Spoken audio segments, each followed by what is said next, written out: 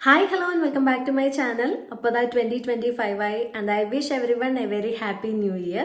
അപ്പോൾ ഈ ഇയറിൽ എല്ലാവർക്കും അവരവരുടെ ഡ്രീംസ് എല്ലാം അച്ചീവ് ചെയ്യാൻ വേണ്ടി സാധിക്കട്ടെ എന്ന് ആശംസിക്കുകയാണ്.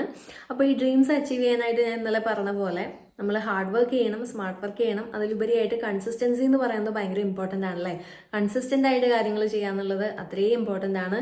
സോ കൺസിസ്റ്റൻ്റ് ആയിട്ട് നമ്മുടെ ഹാബിറ്റ്സ് അല്ലെങ്കിൽ നമ്മൾ പുതിയതായിട്ട് ചെയ്യാൻ പോകുന്ന കാര്യങ്ങൾ ചെയ്യാൻ വേണ്ടിയിട്ട് ഞാൻ പേഴ്സണലി ചെയ്യുന്ന ഒരു കാര്യമുണ്ട്. അതായത് ഞാൻ എപ്പോഴും ഇതുപോലൊരു ചെറിയ നോട്ട് പാഡ് കയ്യിൽ വെക്കാറുണ്ട്.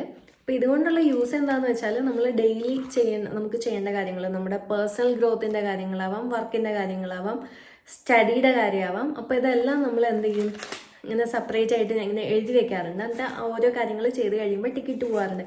പലരും ഇത് ചെയ്യുന്നുണ്ടാവും. പക്ഷേ ഈ ഒരു കാര്യം ചെയ്യുന്നതിലൂടെ നമുക്ക് പേഴ്സണലി ഒരു നല്ലൊരു സാറ്റിസ്ഫാക്ഷൻ കിട്ടുന്നതായിട്ട് ഫീൽ ചെയ്തിട്ടുണ്ട്. അതുപോലെ തന്നെ കാര്യങ്ങൾ കൺസിസ്റ്റൻ്റ് ആയിട്ട് ചെയ്തു പോകാനും ഇത് ഒരുപാട് യൂസ്ഫുൾ ആയിട്ട് എനിക്ക് തോന്നിയിട്ടുണ്ട്. അതുകൊണ്ട് ഞാൻ ഇന്ന് ഷെയർ ചെയ്തതേ ഉള്ളൂ.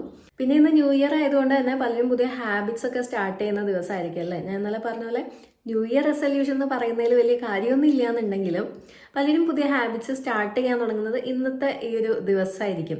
അതിൽ എനിക്ക് തോന്നുന്നു കൂടുതൽ ആൾക്കാരും ബുക്ക് റീഡ് ചെയ്യാനുള്ള റീഡിങ് ഹാബിറ്റ് ആയിരിക്കും സ്റ്റാർട്ട് ചെയ്യുന്നുണ്ടാവുക. കൂടുതൽ ആൾക്കാരും ലൈഫിൽ ഡെയിലി കുറച്ച് സമയം ബുക്ക് റീഡിങ്ങിന് മാറ്റി വെക്കണമെന്ന് ആഗ്രഹിക്കുന്നവരായിരിക്കും. അപ്പോൾ ഞാനും ഇതുപോലെ ഡെയിലി കുറച്ച് സമയം ബുക്ക് റീഡിങ് ചെയ്യാൻ വേണ്ടിയിട്ട് മാറ്റി വയ്ക്കുന്ന ആളാണ്. ആൻഡ് ഞാൻ കൂടുതൽ ഇ ബുക്സ് ആണ് കേട്ടോ വായിക്കാറുള്ളത്. എൻ്റെ ഹാർഡ് കോപ്പീസ് കുറവാണ്, ഇ ബുക്സ് ആണ് വായിക്കാറുള്ളത് ആമസോണിൽ നിന്ന്. അപ്പോൾ ഞാൻ ഇപ്പോൾ വായിച്ചുകൊണ്ടിരിക്കുന്ന book think rich and grow rich എന്നുള്ള ബുക്കാണ്. ഒരുപാട് എല്ലാവരും തന്നെ വായിച്ച് കഴിഞ്ഞിട്ടുണ്ടാവും അല്ലേ. ഞാനത് ഇപ്പോഴാണ് കേട്ടോ വായിക്കുന്നത്. പെയ്ഡ് പ്രൊമോഷനൊന്നുമല്ല, പക്ഷേ അമേസിങ് ബുക്കാണ്. എനിക്ക് ഭയങ്കര ഇഷ്ടമായി ബുക്ക്. ഭയങ്കര ഇൻസ്പിറേഷൻ തരുന്ന ഒരു ബുക്കാണ്.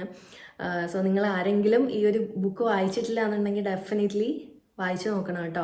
അതുപോലെ ഞാൻ ഡെയിലി ചിലപ്പോൾ ഒരു പേജായിരിക്കും ചില ദിവസങ്ങളിൽ വായിക്കാൻ പറ്റുക.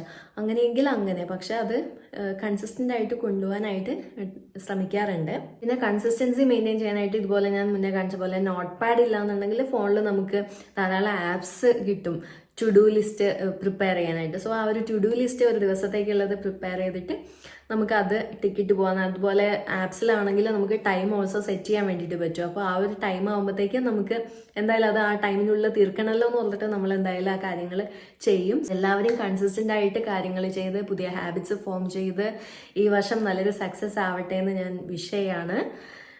സോ അപ്പോൾ അത്രയേ ഉള്ളൂ. അപ്പോൾ നാളെ കാണാം. ബൈ.